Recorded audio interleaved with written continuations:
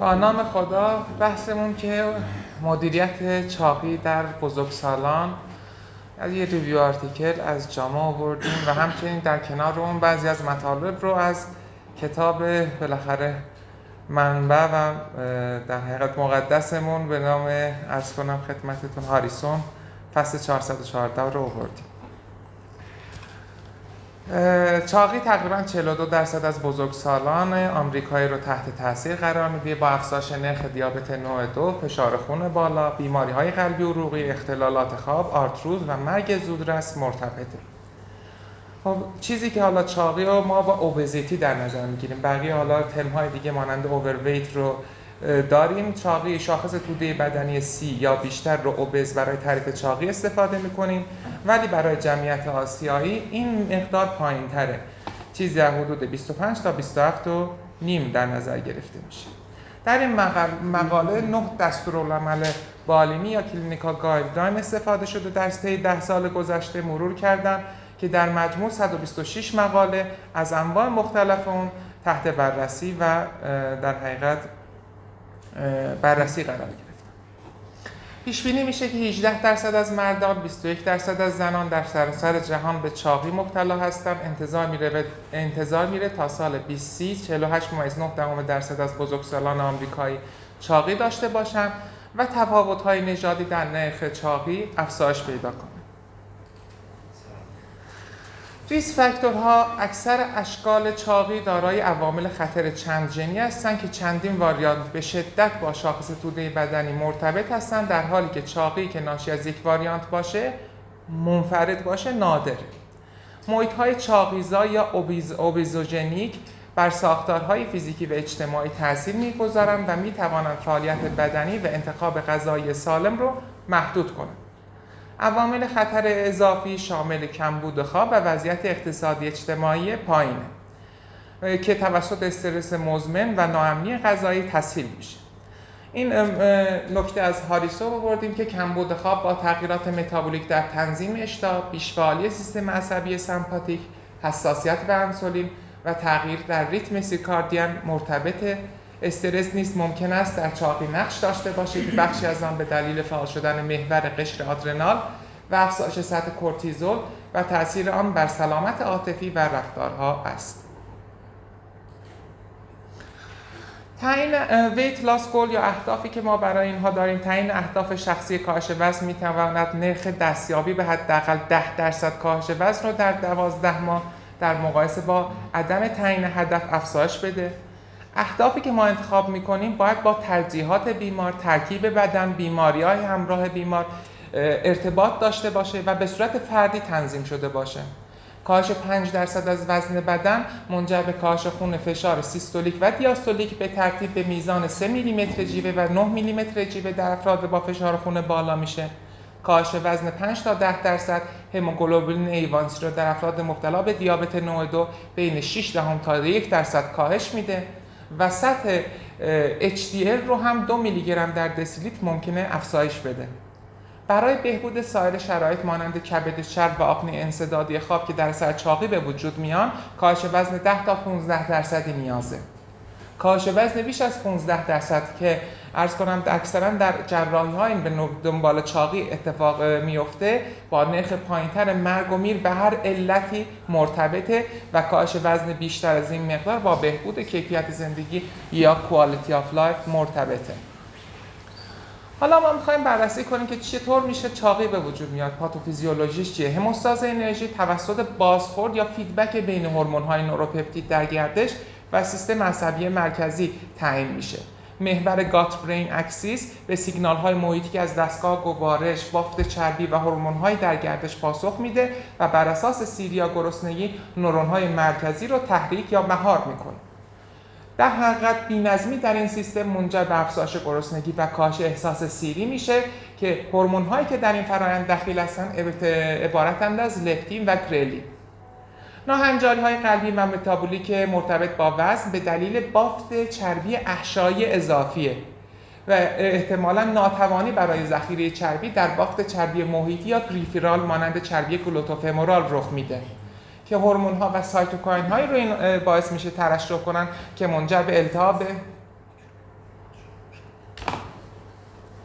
شرمنده اینجا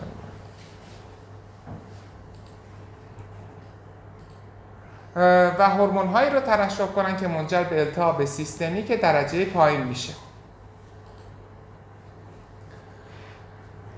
مشکل شاخص توده بدنی که اکثرا در مقالات استفاده میشه اینه که فقط اندازه افراد رو عبارتند از حالا وزن و قدر افراد رو اندازه‌گیری میکنه و در این شاخص اومده. ترکیب بدن، توزیع چربی بدن، سلامت، کیفیت زندگی یا هر ویژگی فردی در این شاخص لحاظ نشده. دور کمر که یک نشانگر چربی احشاییه با افزایش خطر قلبی متابولیک همراه بوده و دستورالعمل‌ها طبقه بندی خطر رو بر اساس دور کمر بیش از 102 سانتی متر برای مردان به طور متوسط برای نژادهای مختلف فرق میکنه و بیش از 88 سانتی متر برای زنان در بیماران با شاخص توده بدنی. این خیلی مهمه، 25 تا 34.9 این فقط در حقیقت دور کمر با این اندازه ها معیار حساب میشه. سیستم مرحله بندی چاقی ادمونتون هم داریم که یک سیستمی که خطر رو بر اساس چندین عامل مستقل از شاخص توده بدنی طبقه بندی میکنه. نمرات شدت بالاتر با افزایش مرگومی به هر علتی مرتبطه. این هم یک جدولی که از هاریسون آوردیم که بر اساس BMI حالا underweight, healthy weight, overweight و درجات اوبیزیتی رو در اینجا برای ما آورده که حالا رد میشیم. قربالگری برای علل ثانویه چاقی ممکن است بر اساس تاریخچه پزشکی و معاینه فیزیکی در نظر گرفته بشه. پس هر بیماری رو ما که با چاقه دنبال علل ثانویه چاقی نمیریم. بر اساس شرح حالی که میگیریم بالاخره مشکوک میشیم و دنبالش میریم. ارزیابی‌های بیماری‌های همراه مرتبط با چاقی مانند کبد چرب غیر الکلی یا آپنه انسدادی خواب برای راهنمای ارجاعات و درمان هم مهمه و باید در نظر داشته باشیم. حالا patient centered approach to obesity مون چطوره؟ میگه راهبردهای مشاوره مبتنی بر شواهد یا evidence based counseling با از 5 تا A شروع شده که عبارتند از assess, advise, agree, assist و arrange که میتونه راهنمای تصمیم گیری مشترک باشه. هر گام اضافی در مشاوره با افزایش انگیزه بیمار برای کاهش وزن مرتبطه. حتما باید کارکنانی که در این زمینه کار میکنن در مورد چاقی و تعصبات بیمار، حالا باید در اینجا تعصبات معنا کردیم که حالا ممکنه هم حالا غلط باشه، ممکنه تجربه بیمار رو بهبود ببخشه. از جمله درخواست اجازه از بیمار برای وزن‌کشی خیلی مهمه. ارائه جایگزین‌های شامل وزن‌کشی در یک اتاق خصوصی یا گزارش‌های خوداظهاری بیمار که نوشته میشه توسط بیمار در خانه انجام میشه. اگر در بعضی از بیماران نیازه حتما باید انجام بشه. پزشکان باید هنگام درمان چاقی از پوشش بیمه‌ای بیمار در حقیقت اطلاع داشته باشن، برنامه‌های تغذیه دولتی رو مسلط باشن. تعیین کننده ها یا معیارهای سلامت اجتماعی و عوامل استرس‌های روانی اجتماعی و تبعیضاتی که بالاخره وجود داره و همچنین دهک‌هایی که بالاخره ما در این جامعه داریم حتما باید آگاهی داشته باشن، بر اساس وزن و نژاد آگاهی داشته باشن برای اپروچ. در اینجا اومده حالا اون 5 تا ای که گفتیم که در مدیریت این بیماران هستش، که حالا گفتیم که assess patient risk factor and readiness to change, advice on health benefit and lifestyle change and weight reduction, agree on quantifiable and achievable goals و assist in selecting treatment using a shared decision making approach و arrange follow up to create accountability and enable feedback on progress. حالا این موارد رو دیگه توضیح چندان نمیدم چون وقت در مضیقه هستیم. selecting treatment option، درمان چاقی مبتنی بر شواهد مداخلاتی رو ترکیب میکنه که میتونه در 5 دسته اصلی ساماندهی بشه: رفتاری، تغذیه، فعالیت بدنی، دارو درمانی و روش‌های جراحی چاقی که در اینجا آورده. حالا عرض کنم خدمتتون که بر اساس BMI در این جدول کاملا آورده که مولتی کامپوننت اینتنسیو بیهیویر لایف استایل در BMI بزرگتر مساوی 30 استفاده میکنیم یا BMI بزرگتر مساوی 5 با کوموربیدیته، نوتریشنال و BMI بزرگتر مساوی 30 یا BMI بزرگتر از مساوی 25 با کوموربیدیته. فیزیکال اکتیویتی برای همه بیماران با هر BMI رو استفاده میکنیم. فارماکوتراپی در BMI بزرگتر مساوی 30 یا BMI بزرگتر مساوی 27 با کوموربیدیته استفاده می‌کنیم و متابولیک باریاتریک سرجری در BMI بزرگتر مساوی 35 یا BMI بزرگتر مساوی 30 با کوموربیدیته استفاده میکنیم که دیگه روی این جدول زیاد مانور نمیدم. همچنین اینجا هم همچنین جدول از هاریسون که تقریبا با همین معیارها رو آورده که ما در حقیقت دایت اکسرسایز بیهیویر تراپی میکنیم، فارماکوتراپی میکنیم و که سرجری میکنیم که در اینجا هم BMI بزرگتر مساوی 35 رو آورده در صورت کوموربیدیتی و در بزرگتر مساوی 40 در تمام بیماران ما به سراغ جراحی میریم، البته بعد از یک ترایال. و همه بیماران مبتلا به چاقی یا دارای اضافه وزن با ناهنجاری‌های قلبی متابولیک باید درمان پیشنهاد بشه. مداخلات شامل ارائه گروهی فردی یا مبتنی بر فناوری برای تغییر سبک زندگی، آموزش، پشتیبانی همتایان، کسانی که بالاخره چاق هستن، مربیگری خودپایشی، بازسازی شناختی یا کاگنیتیو و تعیین هدفه. مداخلات با شدت متوسط به بالا میتونن 5 تا 10% وزن رو کاهش بدن. پس بیهیویر اینترونشن های ما مهم هستن و در موارد پروگرام هایی که اینا دارن با شدت متوسط تا بالا میتونن 5 تا 10% وزن بدن رو کاهش بدن. در مورد نوتریشنال کاهش دریافت کالری کمتر از کالری 500 تا 750 کیلو کالری در روز، کمتر از کالری که روزانه ما دریافت میکنیم 750 با متناسب با وزن بدن و فعالیت فرد برای کاهش وزن توصیه میشه. کنترل وعده‌های غذایی، کاهش یا حذف غذاهای فرآوری شده یا سوپرا پروسس فودها مانند نوشیدنی‌های شیرین شده با شکر و افزایش مصرف میوه و سبزیجات هستند. رژیم‌های غذایی بسیار کم کالری که کمتر از 800 کیلوکالری در روز دارند فقط باید تحت نظارت پزشکی دقیق باید ارائه بشن. و همچنین در هاریسون آورده کاهش مصرف سدیم به میزان کمتر از 2300 میلی گرم در روز رو اشاره کرده بود که ولی در این مقاله اشاره نشده. کاهش وزن میگه عمدتاً به کاهش کل دریافت کالری و پایبندی به رژیم غذایی تجویز شده بستگی داره، نه مثلا نسبت‌های خاص که کربوهیدراتش چقدر باشه، چربیش چقدر باشه یا رژیم‌های غذایی خاصی که کم در حقیقت چربی هستن یا کم کربوهیدرات هستن. افزایش آب یا فیبر به یک غذا باعث کاهش چگالی اون در حقیقت انرژی میشه و این باعث میشه که ما حجم غذایی رو بالا ببریم، کاهش چگالی و گرسنگی رو کنترل میکنه و کاهش دریافت کالری و کاهش وزن میشه. در اینجا هم چند تا پروگرامی وجود داره که برای بیهیویر تراپی هستن و همچنین نوتریشنال اپروچ هایی که لو کربوهیدرات دایت، مدیترینین دایت و لو فت حالا ویجیتریان استایل دایت هستن که فقط دقت کنی که در اینجا اون چیزی که FDA اپروف شده در حقیقت امریکن گایدلاین ها توصیه کردن، FDA اپروف نه، امریکن گایدلاین ها توصیه کردن لو فت ویجیتریان استایل دایت هستش و دایت های دیگه مانند لو کربوهیدرات و مدیترینین دایت اونم مدیترینین دایت هم اپروف شده، دوتاشون در حقیقت توصیه شدن. به غیر از اونا چیز خاصی توصیه نشده در گایدلاین ها. فیزیکال اکتیویتی تمرینات هوازی با شدت متوسط تعریف شده به عنوان 50 تا 70% حداکثر ضربان قلب با کاهش چربی یخچال و کاهش وزن میانگین اثر 2 تا 3 کیلوگرم کاهش همراهه. تمرینات رزیستیو یا مقاومتی باعث تقویت عضلات میشه که باعث حفظ توده بدون چربی در طول کاهش وزن میشه. دستورالعمل‌های بالینی توصیه میکنن که همه بیماران 150 تا 300 دقیقه فعالیت بدنی متوسط داشته باشند در هفته یا 75 تا 150 دقیقه فعالیت بدنی شدید در هفته داشته باشند. همچنین تمرینات مقاومتی یا رزیستیو هم 2 تا 3 بار در هفته میگه که بیماران شرکت کنند.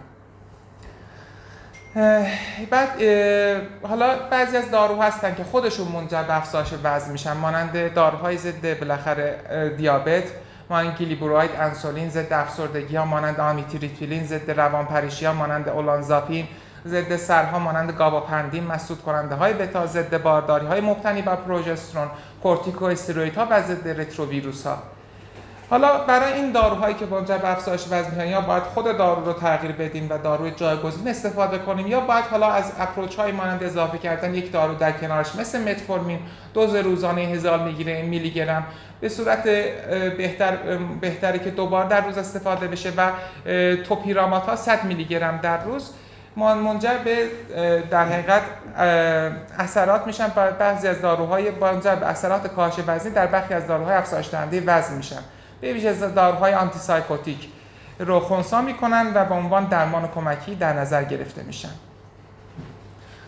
داروهای ضد چاقی، حالا اومدیم افرادی که پاسخ ناکافی دادن به تغییرات لایف استایل رو، حالا ما مجبوریم که داروهای ضد چاقی شروع کنیم و حتما باید در نظر داشته باشیم که این داروها در بیماران غیر باردار مصرف بشه که مبتلا به چاقی یا دارای اضافه وزن همراه با کوموربیدیتی هستند. استفاده از مکمل‌های کاهش وزن مانند عصاره چای سبزی یا گیاهان دارویی به هیچ وجه در هیچ گایدلاینی توصیه نشده و استفاده نمیشه. حالا GLP-1 رسپتور آگونیست ها رو در آنجا آورده، سماگلوتاید و لیراگلوتاید. مکانیزمشون بر هیپوتالاموس اثر میکنن، اشتها رو سرکوب میکنن، تأخیر معده رو به تأخیر میندازن، ترشح انسولین وابسته به گلوکوز رو افزایش میدن، ترشح گلوکاگون رو کاهش میدن و رشد سلولای بتای پانکراس رو افزایش میدن. سماگلوتاید نوع زیرپوستیش در سال 2021 توسط FDA برای درمان چاقی تایید شد. به صورت هفته یک بار زده میشه. میانگین کاهش وزن با سماگلوتاید خوراکی 50 میلی گرم در روز 15.1% در مقایسه با 2.14% برای پلاسبو بوده. نوع خوراکیش توسط FDA برای چاقیش تایید نشده. لیراگلوتاید زیرپوستی در سال 2014 توسط سازمان غذا و دارو آمریکا برای درمان چاقی تایید شد و میانگین کاهش وزن 8% در 56 هفته تونسته دست پیدا کنه. سماگلوتاید زیرپوستی در مقایسه با لیراگلوتاید وزن بیشتر کاهش میده و نرخ پایینتر عوارض جانبی گوارشی رو داره. هر دوتاشون آگونیست گیرنده GLP-1 در یک فراتحلیل نشان دادن که خطرات حوادث قلب و عروقی رو در بزرگسالان دارای اضافه وزن یا چاقی بدون دیابت کاهش میدن. سماگلوتاید علائم مرتبط با نارسایی قلبی رو کاهش میده و محدودیت‌های فیزیکی رو بهبود میبخشه. داروی دیگری که وجود داره تیزپاتید هستش که یک پپتید مصنوعی با فعالیت آگونیستی دو هورمونیه که هم در GLP-1 و GIP-1 اثرگذاره و به صورت زیرپوستی هفته یک بار زده میشه. در پیگیری 72 هفته‌ای که این دارو داشته میانگین کاهش وزن 15 میلی گرم برای دوز 15 میلی گرمش 20.9% بوده و در نوامبر 2023 توسط FDA برای درمان چاقی تایید شده. دارویی که خیلی وقت پیشا وجود داره که از سال 2012 توسط FDA اپروف شده، فنترمین توپیرامات هست ترکیبش. فنترمین یک داروی نورادرنرژیک با افزایش ترشح نورپینفرین و مسدود کردن بازجذب اون هست که منجر به کاهش اشتها میشه. مکانیزم حالا دقیق توپیرامات ناشناخته است، اما میگن که ممکن اشتها رو تغییر بده و دریافت انرژی رو از طریق کاهش اشتها پایین بیاره. متوسط کاهش وزن با دوز بالاتر فنترمین توپیرامات در حدود 10.9%. حالا توپیرامات برای پیشگیری از میگرن استفاده میشه. در افرادی که چاقی و میگرن دارن این دارو میتونه چویسمون باشه. ترکیب خوراکی نالتروکسان بوپروپیون در سال 2014 توسط FDA برای درمان چاقی تایید شده. بوپروپیون نورون‌های پروپیون و ملانوکورتین رو در هیپوتالاموس تحریک میکنه و در حالی که نالتروکسان به طور همزمان خودبازداری وابسته به اوپیوید پروپیون و ملانوکورتین رو مسدود میکنه و این امر واکنش پذیری به نشانگرهای غذایی رو کاهش داده و بی‌نظمی در کنترل خوردن در مسیرهای مزولیمبیک رو بهبود میبخشه. گروه‌هایی که نالتروکسان بوپروپیون رو با دوز 362 میلی گرم در روز دریافت میکنن در مقایسه با دارونما یا پلاسبو کاهش وزن قابل توجهی در 56 هفته داشتن که در این گروه‌هایی که نالتروکسون بوپروپیون رو مصرف می‌کردن 6% کاهش وزن و پلاسبو 1% کاهش وزن رو ذکر کردن. بعد این دارو ممکنه در بیماران مبتلا به چاقی و افسردگی همزمان استفاده بشه به خاطر وجود بوپروپیون، همچنین تمایل به کسانی که تمایل به ترک سیگار دارن به خاطر وجود بوپروپیون و نالتروکسون یا کاهش مصرف الکل در نظر گرفته میشه. داروی بعدیمون که یک مهار کننده لیپاز پانکراس است، اورلیستات، در نتیجه جذب اسیدهای چرب آزاد رو کاهش میده. در سال 1999 توسط سازمان FDA تایید شده برای درمان چاقی. میانگین کاهش وزن 2.8 تا 4.8%، ولی عوارض جانبی گوارشی زیادی داره. نفع، استاتوره و اسهال شایع هستند. بیمار باید روزانه حتما مولتی ویتامین های حاوی ویتامین های محلول در چربی ویتامین های آ، دی، ای و کا رو با فاصله 2 ساعت از اورلیستات مصرف کنید. خیلی مهمه. و دستورالعمل‌های اخیر انجمن گوارش آمریکا به صورت مشروط استفاده از اورلیستات رو توصیه نکرده و گفته چون که بالاخره مقدار کاهش وزنش کمه و عوارض جانبیش زیاده، زیاد توصیه نکرده. یه داروی جدیدی که اومده گلیسیس 100 که یک کپسول در سال 2019 توسط FDA اپروو شده برای درمان چاقی. یک کپسول هیدروژل خوراکی حاوی ذرات سلولوز و اسید سیتریکه. این در حقیقت باعث با جذب آب موجب کاهش حجم معده، در حقیقت حجم معده رو میگیره و موجب احساس سیری میشه. یک رندومایز کنترل ترایال کاهش وزن متوسط 2.1% رو برای گلیسیس 100 عرض کنم پیدا کرده و با توجه به اینکه دانش محدودی داریم و زیادم کاهش وزن رو در حقیقت زیاد نمیکنه، دستورالعمل‌ها زیاد توصیه نکردن این دارو رو و همونطور آوردیم. بعد داروهایی که در حقیقت اپروو شدن توسط FDA برای استفاده در حقیقت شورت ترم، 4 تا آمین سمپاتومیمتیک خوراکی شامل فنترمین، دی اتیل پروپیون، بنزفتامین و فندیمترازین در حال حاضر توسط FDA برای استفاده کوتاه مدت 12 هفته تایید شدن. نور اپینفرین رو افزایش میدن، منجر به سرکوب اشتها میشن. پزشکان باید از تجویز این داروها در بیماران با سابقه بیماری ACS، فشار خون کنترل نشده، گلوکوم و سایر اختلالات مواد حتما خودداری کنن. فنترمین و دی اتیل پروپیون با خطر وابستگی پایین همراه هستند و سوء مصرف میتونن مورد سوء مصرف قرار بگیرن و یک بررسی اخیر نشان داده که فنترمین در مقایسه با مراقبت‌های معمول با افزایش خطر حوادث قلب و عروقی حالا مرتبط نبوده، ولی کلاً توصیه میشه که در بیماران مبتلا به ACS از این داروها استفاده نکنن. در مورد متفورمین خوراکی با کاهش وزن حدود 3% همراه بوده و تقریباً 25 تا 50% از شرکت کنندگان به حداقل 5% کاهش وزن با متفورمین دست پیدا کردن در یک مطالعه. دوزهای متفورمین بیش از 1500 میلی گرم با بیشترین کاهش وزن همراه بودند. زیر 1500 میلی گرم کاهش وزن معناداری نداشتند. اصلی پلیوتروپیک متفورمین شامل کاهش التهاب، افزایش حساسیت به انسولین و لپتین و کاهش گرسنگی و در حقیقت سطح گریلین میشه، به ویژه با دوز 2 بار در روز که اشاره کرده بودم بهش.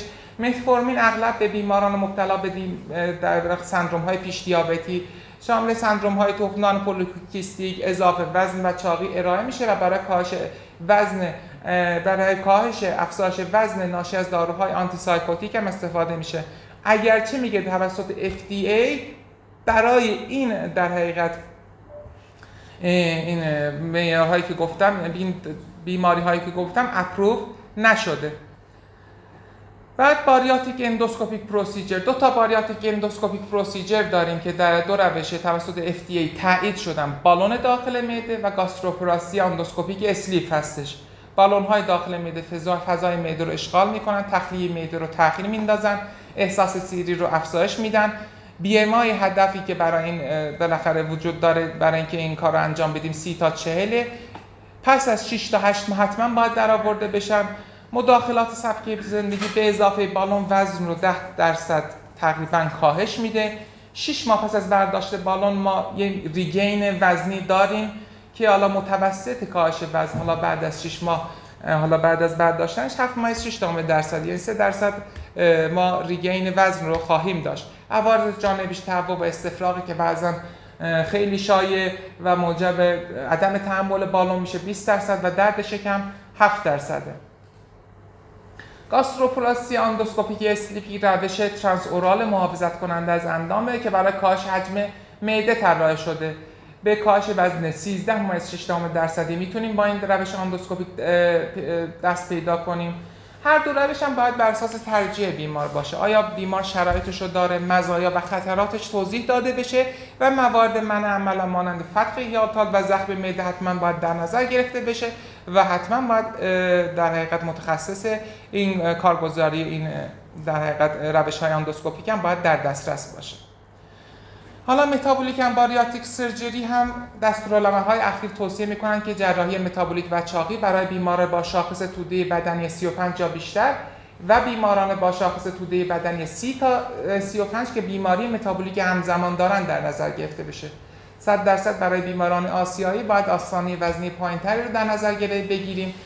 برای افراد با شاخص توده بدنی کمتر از 35 یک دوره درمان غیر جراحی رو ما پیشنهاد می‌کنیم قبل از ارجاع به جراح متابولیک و ارزیابی‌های تغذیه و سلامت روان قبل عمل حتما توصیه میشه و همچنین ارزیابی‌هایی که قبل از عمل خب جراح صلاح میدونه رو باید انجام بده.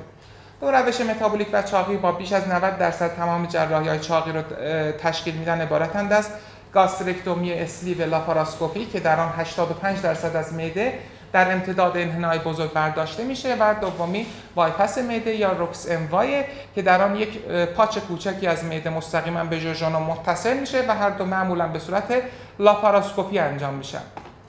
کاهش وزن در طی 12 ماه حدود 25% پس از لاپاراسکوپیک اسلیو گاسترکتومی و حدود 30% پس از بایپاس معده است که با کاهش وزن پایدار در 5 سال همراه هستند. اینها عوارض اولیه شامل نشت هستند که در اسلیو لاپاراسکوپیک اسلیو در حدود 7 الی 1 الی 7% با روکس ام وای در حدود 4 الی 4% تنگی در حدود با اسلیو در حدود 9% با روکس ام وای در حدود 8 الی 19%، خونریزی پس از عمل 11% و حوادث ترومبوامبولی حالا بروز گزارش نشده در مقالات ولی جزء عوارضش هست. عوارض دیگر از شامل فتق و زخم حاشیه‌ای یا مارژینال هستند. غرباگری و حالا ساپلیمنت های ریز مغذی شامل تیامین، ویتامین B12، فولاد، آهن، ویتامین D، کلسیم، ویتامین A و ویتامین E، ویتامین K، روی و مس قبل و بعد از جراحی حتما باید در نظر گرفته بشن و دوز اینها بر اساس عملی که انجام میگیره و در این دوتا عمل دوزشون فرق میکنه میزان ساپلیمنتی که در نظر میگیریم.